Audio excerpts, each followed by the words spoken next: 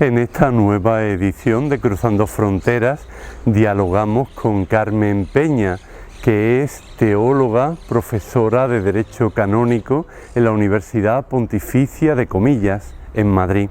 Carmen es la única laica y teóloga española que forma parte de la Comisión Teológica de la Secretaría General del Sínodo en Roma.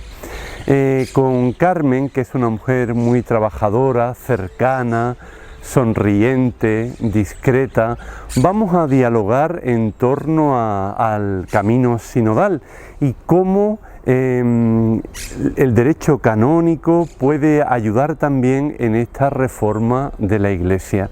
No se pierdan esta conversación porque ella es una teóloga que pisa bien con los pies en la tierra y que nos va a dar muchas pistas para llevar a cabo esta reforma de la Iglesia en clave sinodal.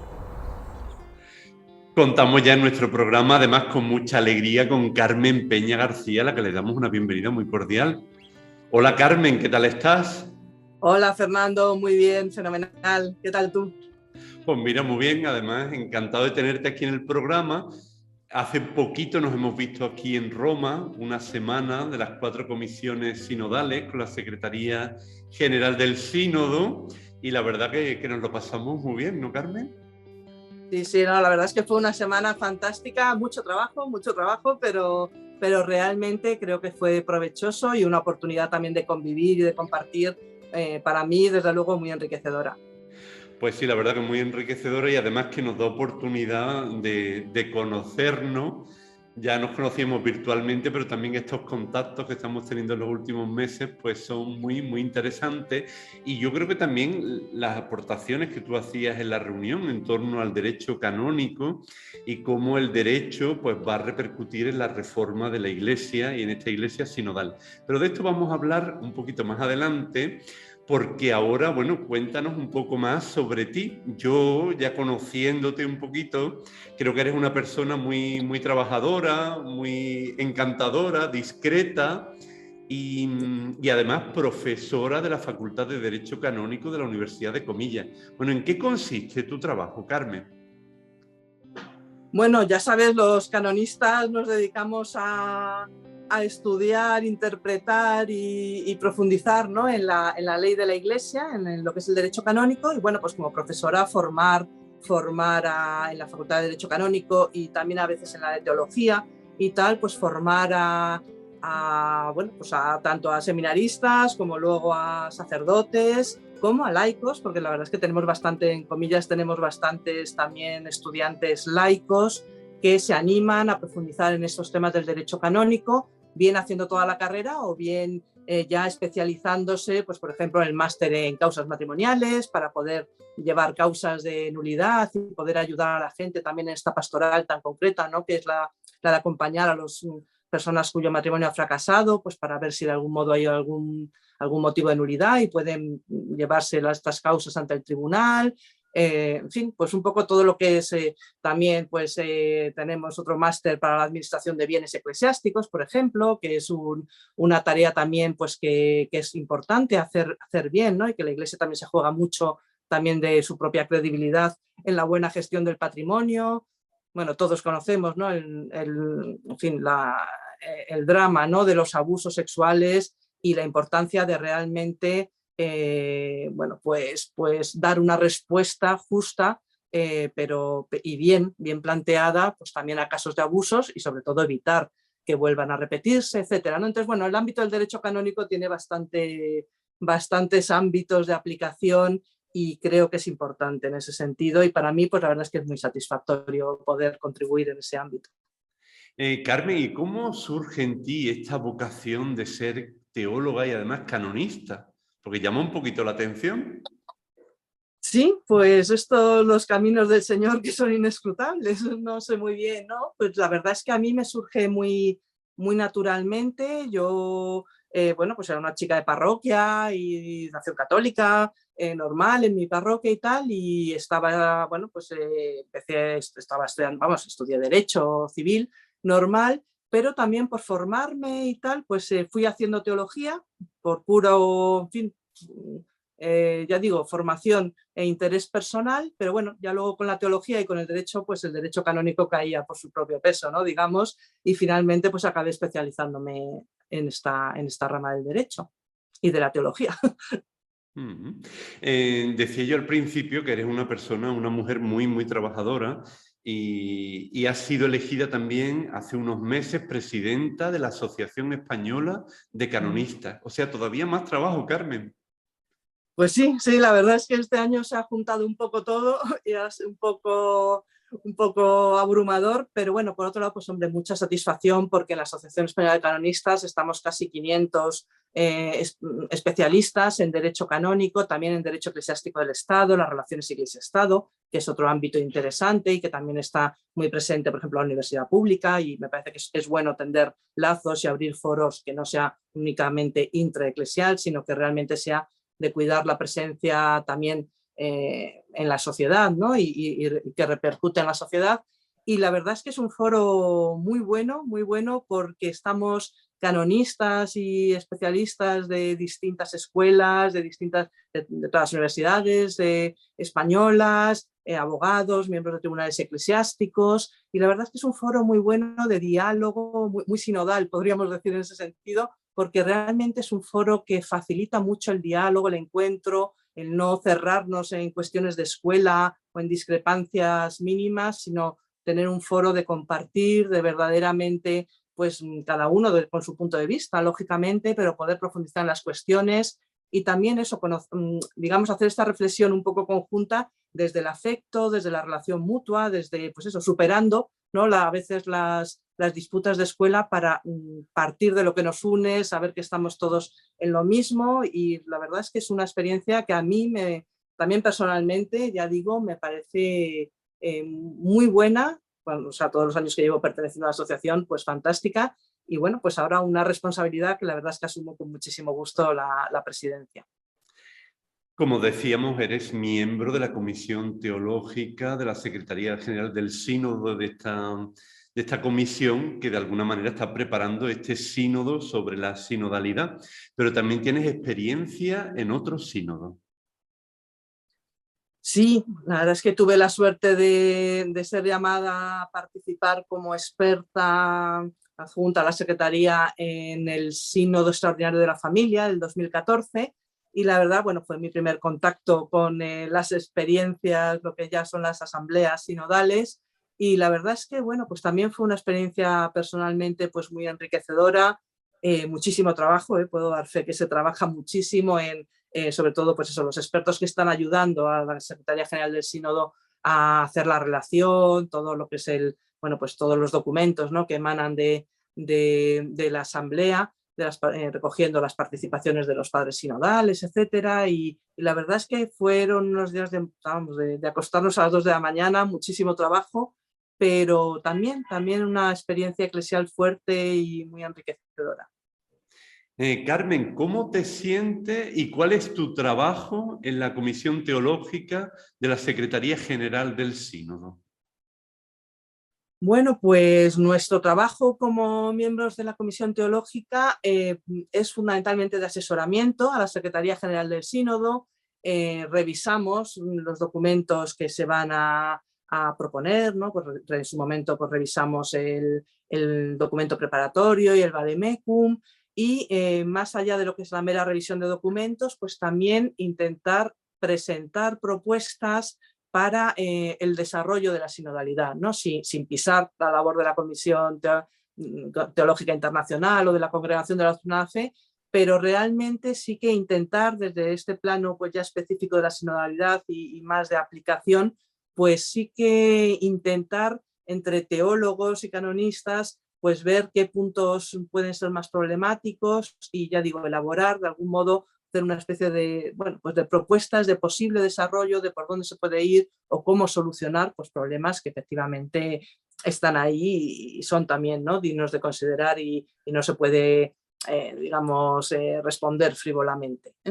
Y yo, ¿y cómo me siento? Pues personalmente, pues contenta un poco abrumada, si se quiere, por lo que digo de la responsabilidad y tal, pero bueno, es un equipo, o sea, que en ese sentido es responsabilidad compartida, y muy feliz por el hecho de que, aunque sea Comisión Teológica el nombre, realmente estamos varios canonistas también junto con los teólogos. Me parece que la relación teólogos-canonistas tiene que ser muy fluida, porque de algún modo los canonistas, o sea, el derecho canónico, aunque sigue ciertamente la teología, la eclesiología, pero es una contribución, o su papel puede contribuir muy sustancialmente a que las grandes ideas y percepciones teológicas pues realmente lleguen a aplicarse, ¿no? Se concreten, se hagan efectivas a partir de su implementación en normas concretas, etcétera, y por tanto creo que es muy importante que en ese debate o diálogo sobre los puntos o aspectos quizás a revisar o a concretar mejor, pues sí que participemos juntos teólogos y canonistas, ¿no? Bueno, yo también hice la licenciatura en teología, como te digo, o sea que tampoco me siento totalmente desligada del ámbito teológico, pero bueno, sí es verdad que por mi formación y por mi desarrollo posterior, pues ciertamente me considero propiamente canonista, ¿no? Pero bueno, creo que en general todos los canonistas tenemos una base teológica bastante amplia. ¿Y qué te han aportado los otros teólogos de la Comisión Teológica y también los compañeros de las comisiones de espiritualidad, de metodología y de comunicación? Pues mira, Fernando, la verdad es que el trabajo con los otros teólogos, ya te digo que ha sido pues muy enriquecedor desde el punto de vista del trabajo en equipo, del ver también otras sensibilidades, otros planteamientos, ¿no? Y creo que en ese sentido, pues ese diálogo teólogos canonistas, pues creo que es muy positivo y realmente pues es fantástico poder seguir avanzando por ahí, ¿no? Y intentar ir concretando y centrando las cosas. Me parece y en ese sentido, por ejemplo, la última reunión que tuvimos ahora en abril en Roma, pues creo que ha ayudado muchísimo, ¿no? También a ir concretando y a ir dando pasos adelante. Y valoro como especialmente bueno el hecho de que efectivamente este trabajo conjunto no se circunscriba solo a la Comisión Teológica, sino que se haya hecho también en colaboración con las otras, efectivamente con las otras comisiones sinodales, ¿no? El poder estar trabajando conjuntamente durante estos días en grupos pequeños, que también ayuda, el poder fluye más, ¿no? La comunicación, etcétera, pues el que esos grupos pequeños no fueran solo de la Comisión Teológica, sino también incorporaran a miembros de las otras comisiones, realmente me parece que nos ha enriquecido muchísimo a todos. Creo, por lo menos la percepción general en la Comisión Teológica es que a todos nos había enriquecido mucho, y también de algún modo el intercambio con esas otras perspectivas de las otras comisiones nos ayuda quizás a los teólogos y canonistas pues también no solo a tener otro punto de vista complementario, sino a aterrizar un poco también, ¿no?, nuestras propuestas, evitar un poco a veces quedarnos en cuestiones excesivamente técnicas que puedan resultar interesantes, pero que es verdad que no podemos perder nunca de vista que nuestra labor es de ayudar y asesorar para a la Secretaría General del Sínodo en este concreto sínodo, ¿no? Sin perjuicio de que luego todo esto pueda dar lugar después o paralelamente pues a toda una labor de reflexión teológica más profunda, que también, hay que decir, no se queda circunscrita solo a los miembros de la Comisión Teológica, ¿no? A mí me gustaría que una de las cuestiones que pudiéramos es invitar y yo lo veo así, ¿no? También como parte de nuestra función, animar también a las universidades, a otros ámbitos eclesiales a profundizar también en estos temas que se han visto que son importantes y necesitados de avanzar por ellos, ¿no? Carmen, tú sueles decir que el canonista no es legislador, que su oficio es interpretar y que interpretar significa aplicar. Interpretar el código a partir del Concilio Vaticano II. Claro, vamos a ver, el código tiene que interpretarse necesariamente a la luz del Vaticano II porque es fruto del Vaticano II, ¿no? El código actual plasma la eclesiología del Vaticano II y, por tanto, obviamente, a la luz de los grandes principios jurídicos, pero sobre todo de la eclesiología conciliar, es el criterio de interpretación, ¿no? Y lo que pasa es que es verdad que en esa, o sea, yo tampoco diría que el canonista no es legislador, ciertamente, pero sí tiene también una labor importante de cara a la renovación del derecho, ¿no? Me explico. El canonista no está atado, o el derecho canónico no está atado a la ley positiva, ¿no? Si la ley positiva hay que interpretarla bien, hay que aplicarla bien, y en ese sentido, efectivamente, pues todos los canonistas intentamos ayudar a que la aplicación de la ley sea lo más correcta posible, pero también, ciertamente, detectamos y vemos aquellas cuestiones en que quizás pues, la ley os ha quedado corta o puede ser mejorable, o simplemente era buena en su momento, pero con el paso del tiempo, con las nuevas, digamos, la renovada comprensión eclesiológica, la profundización por ejemplo, en este caso concreto, en la recepción del Vaticano II, ¿no? Que estamos todavía en proceso de recibir el Vaticano II y aplicarlo, pues puede perfectamente también el canonista tener un papel importante a la hora de hacer propuestas de hacer propuestas de reforma de la ley positiva, ¿no? Porque la ley positiva no nos ata, ¿no? Sino que nos obliga, porque es ley, pero puede ser modificada si se ve necesario modificarla, ¿no? Entonces, en ese sentido, yo sí animaría, y me parece que sería muy bueno, que en el proceso de elaboración de las leyes, ¿no? Pues realmente también, digamos, toda esta fase, esta importancia de la consulta, ¿no? Que está un poco en la base de la sinodalidad, esta participación, esta llamada a la participación, también se tenga en cuenta, ¿no? Es decir, que ahí en la fase de elaboración de las normas, etcétera, pues creo que es bueno hacer esa invitación, ¿no? También a los expertos y a los canonistas, pues para que hagan sugerencias de cómo se podría mejorar la ley, ¿no? Creo que ahí hay una labor importante de hacer y de consultar también, aunque lógicamente la ley la promulga el legislador, pero bueno, la fase de consulta también en la elaboración de las normas, pues es un aspecto que creo que hay que cuidar. ¿Y cómo crees que se podría integrar la corresponsabilidad laical como algo esencial y no solo como algo utilitarista en la Iglesia? Bueno, yo creo que ahí realmente el punto de partida es tomar conciencia realmente de quién es el sujeto eclesial, ¿no? Que efectivamente es todo el pueblo de Dios, desde el Vaticano II, esta idea se ha afirmado continuamente, pero esto hay que aterrizarlo, ¿no? Y hay que realmente creérnoslo, por así decir, ¿no?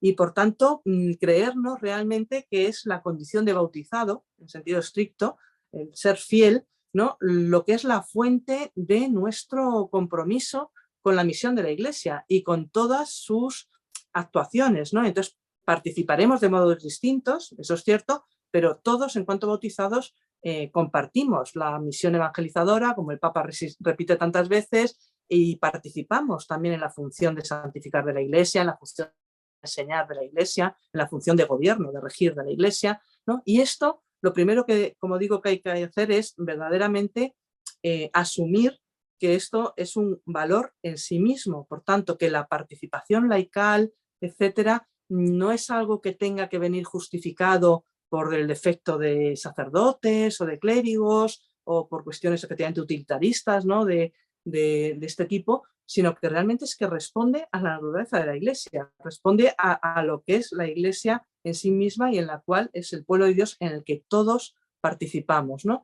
Y yo creo que esto, ya digo, realmente es importante, ¿no? Yo a veces cuando me dicen, ¿por qué tiene que haber mujeres o por qué tiene que haber laicos en tal sitio o en tal otro? Digo, no, si la pregunta no es por qué tiene que haberlos, la pregunta es por qué no va a haberlos. O sea, lo que habrá que justificar en su caso es la limitación, no el que se esté ahí, porque realmente todos somos miembros del pueblo de Dios y compartimos el bautismo y la corresponsabilidad en esa función. Lógicamente luego vendrá mediado, insisto, pues por otros criterios de formación, de disponibilidad, de oportunidad, de la propia vocación, carismas, etcétera, ¿no? Pero en principio lo que hay que justificar es la limitación, no el que se esté ahí, ¿no? Y esto sí que es un cambio de perspectiva clarísimo que introdujo el Vaticano II y que estamos, como digo, todavía necesitados de acabar de implementarlo, acabar de creérnoslo, como por ejemplo, Fernando, pues, o sea, el Código de Derecho Canónico, por ejemplo, pues desde el 83, hace 40 años va a hacer, abrió una cantidad de cauces de participación a los laicos, por ejemplo, en todos estos ámbitos que hemos dicho, la función de santificar, de enseñar, de participar en el gobierno, que están claros, que se pueden aplicar y sin embargo, pues seguimos encontrando muchos ambientes eclesiales en que hay muchas reticencias a implementar esto, ¿no? Y solamente como como última necesidad en caso de defectos de clérigos se aplica lo que en el código no está supeditado a esto, ¿no? Sino que realmente refleja lo que es la Iglesia misma. En este momento de la entrevista, Carmen, vamos a conectar con la ciudad condal porque allí tenemos a Emili Pacheco García, director del programa Paraules de Vida en Cataluña Radio, que también se suma a nuestra conversación y que te va a lanzar una preguntita. A ver, ¿qué pregunta? A ver. ¿Qué tal, Fernando? Muy buenas. Como siempre es un placer, es una inmensa alegría colarme, entrar en este Cruzando Fronteras. Por cierto, un Cruzando Fronteras que ya tiene 2.700, más de 2.700 suscriptores, una cifra que cada semana va incrementándose. Por tanto, muchas felicidades por una cifra que seguramente pues se irá incrementando. Una gran familia, la del Cruzando Fronteras, y hoy, en este caso, con Carmen, en esta conversación tan interesante que estás teniendo con Carmen. Y yo le quería preguntar precisamente a Carmen que el código ya entrevé la participación, la implicación de los fieles, pero siempre a través de órganos que son consultivos, es decir, su voto es solo consultivo, solo se les tiene en cuenta para consultar. Pero viniendo de lo que venimos, de que a veces pues a los fieles muchas veces ni se les tiene en cuenta, ni se les consulta, puede llegar el momento en que los fieles pues se sientan exasperados, se sientan cansados o excluidos, ¿no? Entonces mi pregunta para Carmen es muy concreta, es muy sencilla. ¿Cómo caminar juntos en una sinodalidad efectiva? Y un placer, como siempre, y hasta pronto. Bueno, hola Emili, qué alegría verte.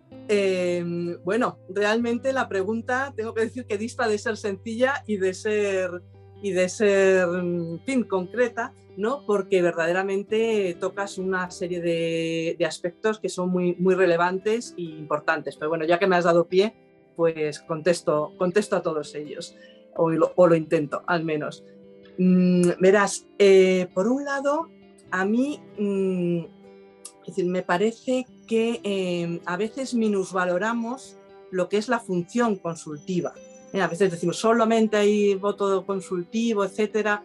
Bueno, esto no es tan importante, ¿no? No, realmente la función consultiva es fundamental en la Iglesia. Y es fundamental hacerlo bien, que es lo que a veces falla, ¿no? Y a veces ahí tenemos un pequeño déficit. Realmente la función consultiva, que es efectivamente mayoritaria, pero en todos los laicos, sino también con los propios sacerdotes, etcétera, otro tipo de consejos, es mayoritaria porque de algún modo lo que quiere no es tanto atar las manos de la autoridad, sino realmente, bien aplicada, sería entrar en esta dinámica, que yo creo es la que subyace en el fondo de la sinodalidad, entrar en esta dinámica de que en la gestión, en la génesis, mejor dicho, en la génesis de las decisiones, verdaderamente la autoridad escuche, sea una decisión de algún modo en su elaboración compartida, en el sentido de, bueno, pues que se escuchen distintas opiniones, que se valore, que realmente la autoridad se deje ayudar en ese sentido, ¿no? Y por eso se consulta porque piensas que te va a aportar algo la respuesta del consultado, ¿no? Y en ese sentido creo que sí que es muy de destacar que efectivamente el ir ampliando en la medida de lo posible la necesidad de consulta y sobre todo el hacerlo bien, ¿no? Consultar o el voto consultivo no puede ser, el voto sea solo consultivo, no puede ser una excusa o una justificación para que la autoridad, o que sea, da igual de cuál estemos hablando, transmita una decisión ya tomada, ¿no? Se trata de que en la escucha de ese consejo, de esos consultados, se ayude realmente a la elaboración de la decisión, ¿no? Y por tanto creo que no tenemos que minusvalorar la función consultiva, sino hacerla bien, ¿no? Y ahí es verdad que sí que hay cuestiones que mejorar muchas veces, ¿no? En la práctica. Y luego, por otro lado, sí que es verdad que el código ya establece algunos órganos que sí que tienen voto deliberativo y además responsabilidades muy, muy relevantes, como son los consejos, por ejemplo, de asuntos económicos, a nivel diocesano, etcétera, en el cual puede haber laicos perfectamente, no hay ningún problema. Y en ese caso, el voto de los laicos y el consentimiento, vamos, de los miembros laicos o clérigos, los miembros de ese consejo de asuntos económicos, para, por ejemplo, para autorizar determinadas disposiciones de patrimoniales, etcétera, es necesario, tiene que tener el consentimiento el obispo. Por tanto, realmente sí que hay ya cauces en los que participamos o podemos participar, en los cuales incluso el voto es deliberativo. Pero vamos, ya digo, más allá de eso, o sea, más que ampliar, creo yo, la vía no iría tanto desde mi punto de vista por ampliar los ámbitos en que el voto tenga que ser deliberativo, sino realmente por el hecho de hacer bien la consulta, ¿no? Entonces, bueno, podría ampliarse, todas estas cuestiones, como digo, pues pueden estar sometidas a revisión en su caso y posiblemente de este proceso sinodal saldrán algunas modificaciones, entiendo yo, o algunas revisiones, pero lo fundamental yo creo que es, por un lado, tener voluntad de aplicarlo, tener voluntad de realmente o sea, superar esa dicotomía voto consultivo, voto deliberativo y aplicar bien lo que supone la consulta, o en su caso, la deliberación, y sobre todo, pues ya digo, voluntad de aplicarlo y de aplicarlo bien. Y ahí es donde yo creo que sí que hay un ámbito de mejora amplio. Pues agradecemos mucho a Emili Pacheco su pregunta, que ha dado pie a esta respuesta. Y si te parece, vamos a continuar con otra pregunta sencillita. ¿A qué tipo de conversión nos emplaza la sinodalidad?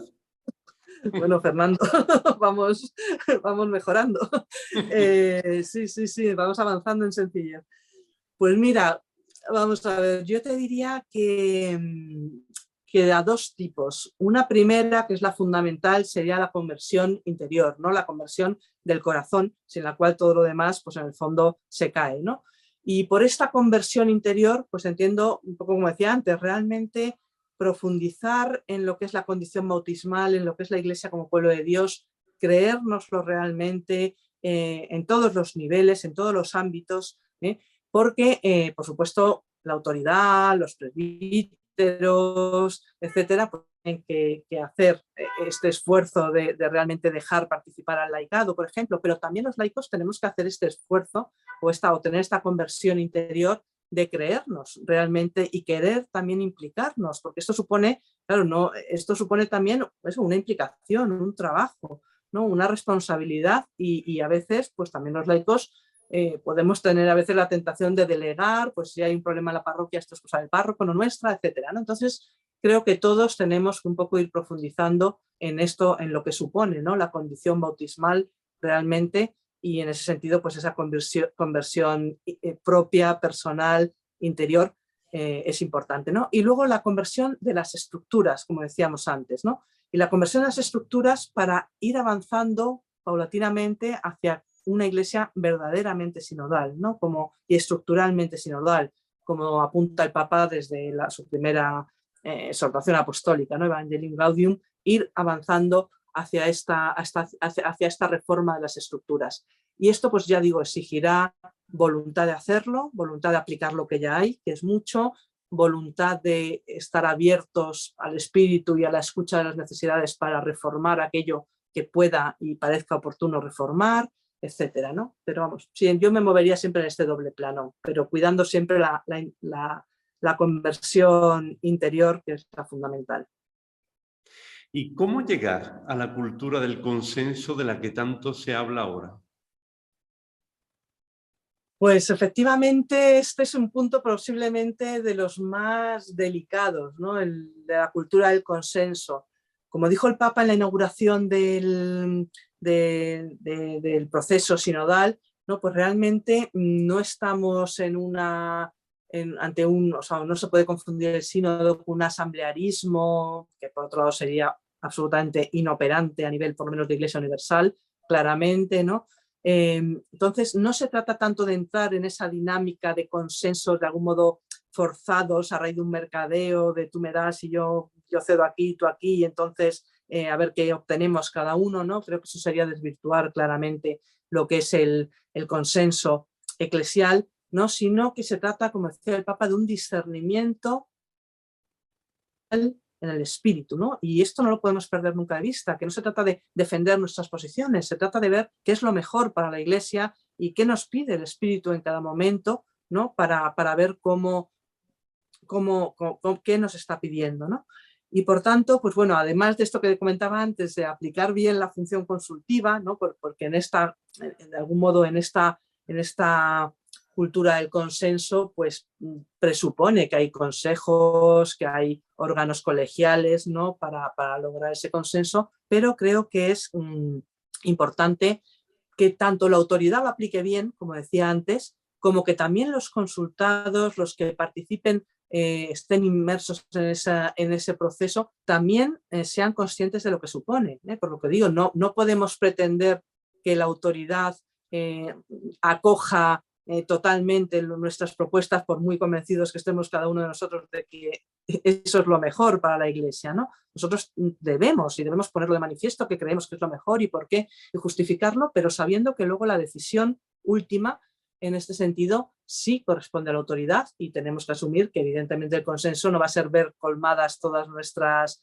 pretensiones o expectativas, ¿no? Y también aceptar efectivamente pues que esa decisión que de algún modo se ha ido elaborando en ese clima, ¿no? De diálogo, de consenso, pues efectivamente aunque no responda totalmente a lo que yo quiero y espero, pues también efectivamente me hago solidaria con ella, ¿no? Eso es un poco los colegios y tal, pues es eso, ¿no? Asumir la decisión de todos, no solo la que cada uno ve, ¿no? Así es, porque el consenso tiene relación con la unanimidad moral. No es que todos piensen igual, sino que todos están comprometidos en aplicar lo que se decide. Claro, efectivamente. Por eso digo, porque a veces es verdad que, o sea, yo creo que esto hay que explicarlo bien, porque a veces la unanimidad moral da un poco de miedo, porque eso, pues parece un poco como que al final privas la libertad a la persona, o la libertad incluso de disentir, ¿no? Pues decir, bueno, pues yo esto no lo acabo de ver y tal, pero simplemente es decir, bueno, hay que asumir que efectivamente también, oye, pues los oficios capitales, ¿no? Que se dice, pues la autoridad jerárquica, el Papa, el obispo, etcétera, pues tiene una responsabilidad propia y específica que efectivamente, en la cual todos, de algún modo, tenemos que sentirnos efectivamente implicados, ¿no? ¿Y cómo ampliar las competencias de las autoridades colegiales en la Iglesia, aunque sea un proceso lento? Pues yo vuelvo un poco a lo que te decía antes. O sea, verdaderamente creo que lo primero que hay que hacer es aplicar bien lo que ya hay, porque hay bastantes cosas, ¿no? Entonces, aplicarlo bien. Y luego, no obstante, efectivamente, no cerrarse a posibles mejoras, a posibles reformas, etcétera, ¿no? Entonces, hombre, ya digo, hay consejos que están como obligatorios, por ejemplo, ¿no? A nivel diocesano, etcétera, ¿no? Hay consejos que están ya ahí y que, sin embargo, pues a veces no se convocan, etcétera, ¿no? Que son potestativos. Bueno, aunque sean potestativos, creo que claramente la línea por la que hay que avanzar es que se convoquen. No es tanto obligar o convertirlos en obligatorios, que podría llegar a ser efectivamente oportuno hacerlo, pero en cualquier caso es que el obispo, quiero decir, el obispo, por poner centrarnos en el plano diocesano, el obispo nada le impide consultar a más gente, ampliar los consejos, eso, que viva como, aunque no lo ponga el derecho como obligatorio, es que debería surgir, ¿no? Como de los propios obispos, el que es bueno tener esos consejos, el que es bueno, porque además implicas a más gente, participa más gente, entonces es una cuestión claramente ya digo, de voluntad, de ir por ahí y posiblemente, pues ya digo, de reforma o retoque de algunas cosas que se pueden sugerir y ya digo, bueno, pues si se ve necesaria cambiar, el legislador puede cambiarlos, ¿sí? Y siguiendo en esta línea, ¿consideras que el principio de la consulta tendría que extenderse al máximo? Yo creo que sí, pero siempre con este límite de que no acabe afectando a la efectividad o no acabe cayendo tampoco en una irresponsabilidad, ¿no? Explico, es decir, la Iglesia, dependiendo, o sea, dependiendo, o sea, la Iglesia es universal, evidentemente a nivel universal el mecanismo de la consulta llevado al extremo, por así decir, llevaría a una parálisis de la vida eclesial, ¿no? Del gobierno de la Iglesia. Entonces yo creo que ahí las cuestiones tienen que estar muy medidas. Entonces, otra cosa es que efectivamente según vayamos descendiendo niveles o empequeñeciendo el ámbito de la consulta, pues a nivel diocesano, a nivel parroquial, etcétera, ahí sí que creo que tiene que ponerse la cultura efectivamente de la consulta, la cultura de que esto no son decisiones solo del párroco, solo del obispo, sino que realmente tienen que ser decisiones consultadas ampliamente. Creo que ahí sí que es más fácil aterrizarlo, ¿no? Y sin quitar, efectivamente, la autoridad específica de quien tiene que tomar la decisión en último extremo o tiene que legislar, por ejemplo, pero sí que efectivamente en este proceso de elaboración de la decisión pues se sea lo más amplio posible. Yo creo que sí sería bueno, ya digo, sin llegar a la parálisis o a la falta de operatividad también, de eficacia. En sinodalidad es importante el paso del yo al nosotros que recoge la discrepancia. Sí, efectivamente, un poco como decíamos antes, ¿no? Lo de no entender la unanimidad moral como falta de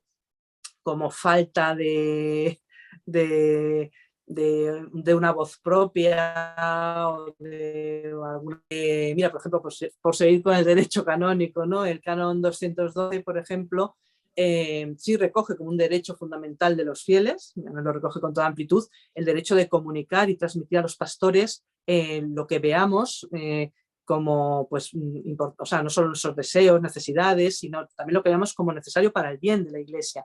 Y esto es un derecho y puede llegar a ser un deber incluso si en función de las propias competencias, etcétera, ¿no? Entonces, bueno, esto efectivamente está ya presuponiendo que esa voz que se va a elevar a la autoridad es una voz de algún modo crítica, ¿no? Porque para decirle lo bien que se está haciendo, pues evidentemente, ¿no? Ahí no plantearía ningún problema. Cuando se reconoce como derecho fundamental, es por un lado como ejemplo o muestra de esa corresponsabilidad eclesial de todos los bautizados, sea cual sea nuestra condición. Pero luego de algún modo está presuponiendo eso, que la jerarquía, también en su caso, los pastores, que es a quien se dirige a los pastores y a toda la Iglesia en su conjunto, los pastores no tienen que verlo negativamente como una ruptura de la comunión, como un disenso, como un ataque, ¿no? Sino que realmente al revés, tiene que verse como realmente una preocupación de los fieles por lo que esté ocurriendo, ¿no? Entonces, efectivamente, en ese ir avanzando en ese proceso, ¿no? El normalizar el que la Iglesia es cosa de todos, no solo responsabilidad o cosa del obispo o del papa, aunque lógicamente su función sea muy concreta y específica, ¿no? Pues creo que es la vía de ir avanzando. Pues vamos a seguir aterrizando y concretando. ¿Qué reformas legislativas podría conllevar el camino sinodal que estamos transitando? Pues, hombre, vamos a ver, esto es un poco comprometido, yo hablo a título personal, o sea, que decir, no, y tampoco, que decir, posiblemente hay muchas más y a lo mejor alguna de las que yo digo pues no es oportuna, no lo sé, pero bueno, a título personal y tal, pues yo creo que o sea, sí que habría algunos retoques que hacer, ya digo, insistiendo, primero aplicar lo que hay, pero posibles retoques, pues hombre, a lo mejor, pues esto, establecer los consejos de pastoral, me parece que esto a día de hoy pues realmente no tiene sentido, no, por lo menos habitualmente, que no haya consejo de pastoral, pues me parece que esto sería un avance claro, pero sobre todo, o sea, también articular legalmente medidas o vías o consecuencias para el caso de que se incumplan las cosas que ya están como obligatorias en la ley, ¿no? Me explico, pues por ejemplo, si hay un consejo, tiene que ser convocado cada X tiempo, ¿no? Bueno, ¿y qué ocurre si no se convoca? ¿Es indiferente? ¿No pasa nada? Pues claro, esto es ¿no? De algún modo es un déficit. Entonces sí que creo, no estoy hablando de medidas penales necesariamente, pero sí que la propia norma podría reforzar un poco la obligación, o sea, el que se cumpla realmente lo que la propia ley establece como obligación, ¿no? Y ahí yo creo que sí que habría vías concretas de poder mejorar este aspecto del cumplimiento de lo que ya está establecido en la ley, ¿no? Y luego, para mí, lo que me parece que nos deja un campo más amplio de avance y de mejora sería el seguir ampliando esos cauces de participación, de corresponsabilidad laical, que ya se abrieron muchos, como digo, en el Código del 83, que de algún modo se están implementando poco a poco y hay que implementarlos mucho más, pero que evidentemente hay todavía un amplio margen de seguir mejorando. Por ponerte un ejemplo, pues sabemos que muy recientemente ha salido por fin, ha sido promulgada Predicate Evangelium, ¿no?, para la reforma de la curia romana, y ahí pues ya sabemos que entre los principios y los criterios para la reforma de la curia, entre otros se fija precisamente el de una participación más responsable del laicado, que puedan dirigir y presidir incluso pues los organismos, los dicasterios, etcétera, se pone como principio, ¿no? Bueno, pues es un paso adelante, evidentemente. Hay que decir que en el mismo Predicate Evangelium, sin embargo, paradójicamente quedan algunas reservas todavía clericales que a mí particularmente pues me llaman la atención, ¿no? Por ejemplo, en concreto, el hecho de que el ser jueces de la asignatura apostólica esté reservado a clérigos, ¿no?, cuando justo es un campo específicamente técnico en el que lo importante es la competencia jurídica y por supuesto el sentir eclesial, pero la competencia jurídico-canónica, etcétera, el que se limite, en este caso se reserve a clérigos el ser jueces de este alto, que es el Tribunal Supremo de la Iglesia, la asignatura apostólica, pues hombre, a mí me parece que es una cosa que yo sugeriría, creo que está poco fundamentado. Es verdad que tiene responsabilidades sobre los actos de los obispos y de los cardenales, pero bueno, tiene lo que es un juicio de legalidad lo que se hace, no de oportunidad. O sea que realmente, bueno, pues creo, ya digo, que hay aspectos en que sí que se puede ir avanzando. Por ejemplo, en la participación de los laicos en la función de santificar, pues todavía ahí es quizás donde el código, así como la de enseñar y regir, no tanto, el código todavía sí que es verdad que hay mucha participación de los laicos en administración de sacramentos, etcétera, que sí que está supeditado todavía mucho al defecto de sacerdotes, ¿no?, de clérigos. Entonces, bueno, ahí hay quizás algunas cuestiones que igual que se han modificado también recientemente los ministerios laicales, reservados al varón, se ha creado el ministerio de catequista, etcétera. Bueno, pues ahí hay un amplio campo de sugerencias que se podrían hacer, ¿no?, por si son oportunas, ya digo. Pero bueno, ahí también, por ejemplo, la formación, una mayor presencia que no hay ninguna limitación en el código, hay que decir, pero pues una mayor presencia de laicos, por ejemplo, en la docencia, en las facultades eclesiásticas, pero también una mayor presencia en la formación de seminaristas, por ejemplo, que ahí quizás sí que había que revisar algo, etcétera. No sé, hay muchísimos campos concretos en que se podría sugerir, pero bueno, para seguir avanzando por esta línea. Decía también al principio del programa que una de tus intervenciones en esta reunión de las comisiones sinodales en Roma el pasado mes de abril, yo creo que tú tuviste una intervención muy vibrante, podríamos decir, que decía la importancia del derecho para que se lleve a cabo la reforma, porque claro, a veces pensamos que el derecho es como está en otro ámbito, no tiene nada que ver con el proceso sinodal, pero tú ahí aterrizabas bastante bien y decías pues todo lo que puede implicar el derecho en esta reforma.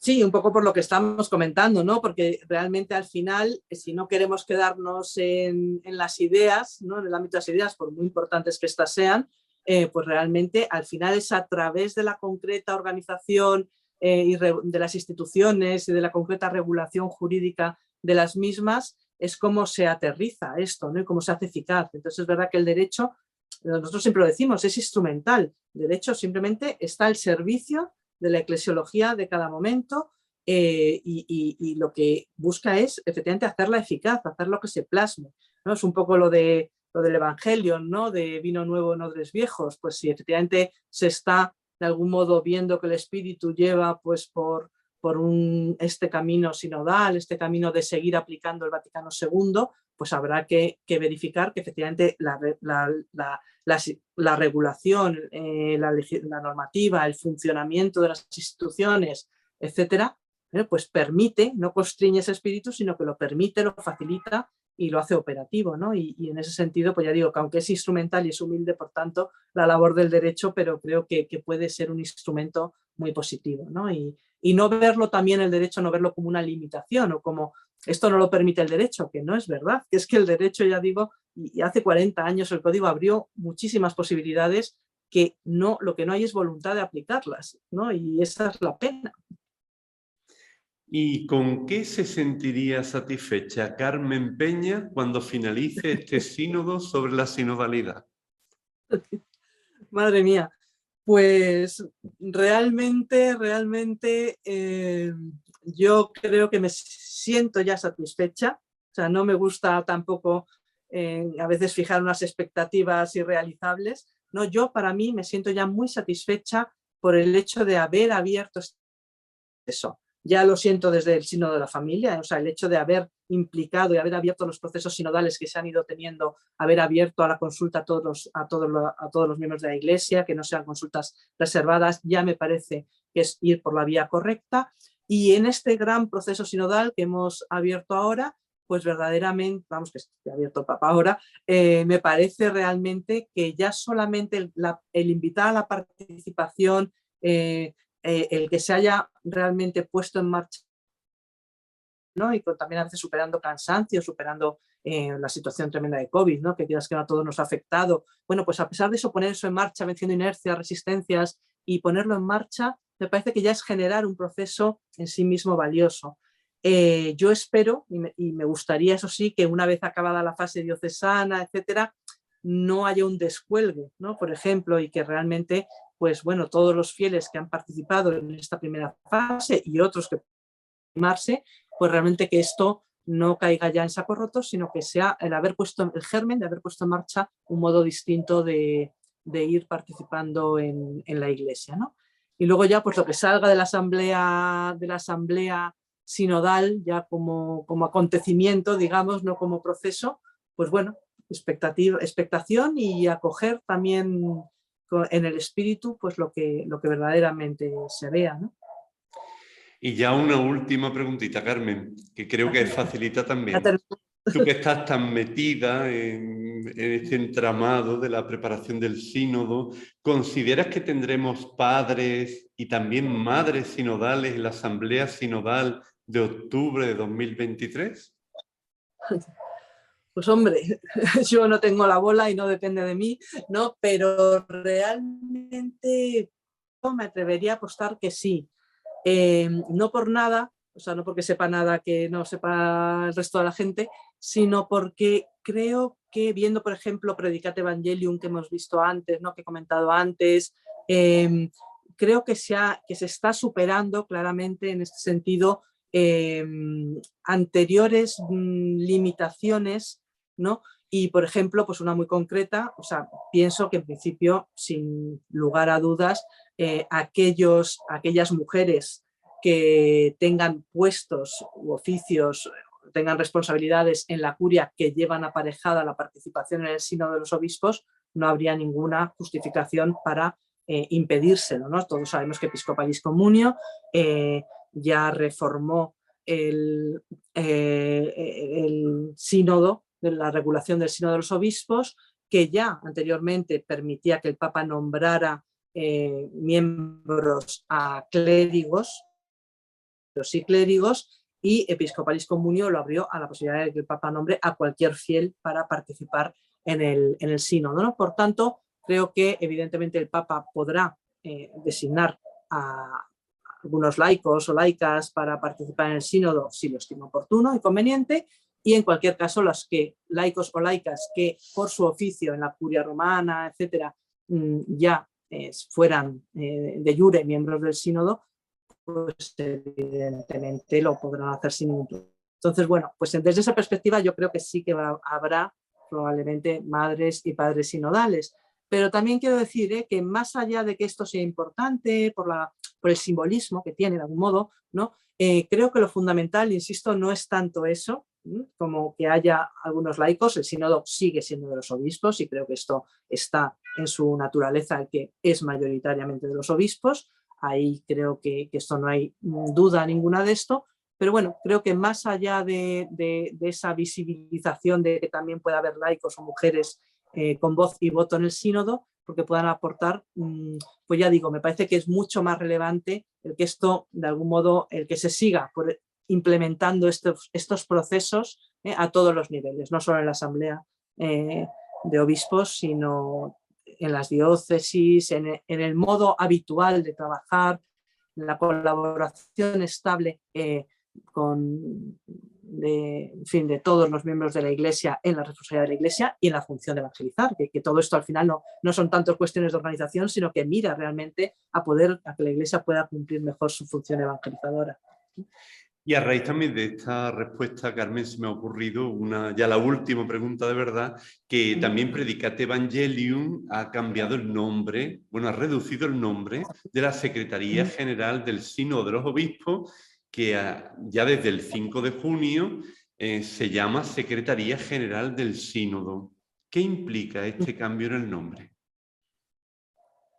Bueno, yo creo que es un gesto más, ¿no? De algún modo pues eso, de cómo ir avanzando, efectivamente, o cómo no ir avanzando, ir poniendo de manifiesto esta naturaleza esencialmente sinodal de la Iglesia, ¿no? En cuanto a Iglesia, pueblo de Dios, etcétera, ¿no? Entonces, en ese sentido, creo que es un signo que visibiliza y ayuda a visibilizar esto, ¿no? Creo que, o sea, no creo que vaya a significar que efectivamente la asamblea del sínodo, como he dicho, mayoritariamente seguirá siendo de obispos, ¿no? Pero bueno, de algún modo es que en todo este proceso, es poner la vista más en los procesos, creo yo, que en el acontecimiento final, culmen de la celebración de la asamblea, ¿no? Y esto me parece es importante también porque, de algún modo, después de la asamblea, tampoco todo se acaba en la asamblea, ¿no? Como sabemos, sino que luego está la fase de implementación y de recepción otra vez por las diócesis y por todo el pueblo de Dios de la asamblea sinodal, ¿no? Y de los documentos que emanen de ella, etcétera. Entonces, esta dinámica de partir de todo el pueblo de Dios y volver a todo el pueblo de Dios, ¿no? Me parece que todo eso está fondo en este cambio de nombre. Pues Carmen Peña García, muchísimas gracias por este rato de conversación sereno y tranquilo de un tema del derecho canónico que para alguna gente es un tema como de otra esfera o de la estratosfera, o no sé cómo llamarlo, pero que creo que a la hora de la reforma es muy, muy importante, sobre todo que echemos mano de instrumentos que ya el propio código nos ofrece, como tú bien has dicho, y que están aún muy poco desarrollados. Así que creo que esta conversación puede ser muy interesante para seguirla no solo en diócesis, sino también en parroquias e intentar aplicar pues este código, que es el código del Vaticano II, y seguir avanzando en este camino de la sinodalidad. Pues que sigas muy bien con tantos trabajos de hormiguita, diría yo, pero ahí para adelante, y muchas gracias por toda esta luz que también nos has ofrecido desde tu estudio y desde tu dilatada experiencia, además siendo una laica que eso está muy bien, que escuchemos la voz de mujeres laicas expertas en ámbitos tan específicos como es el derecho canónico. Además, una laica que está dando voz a muchas mujeres y a muchos teólogos españoles en esta comisión de teología del sínodo, de la sinodalidad. Pues Carmen, muchas gracias y hasta siempre.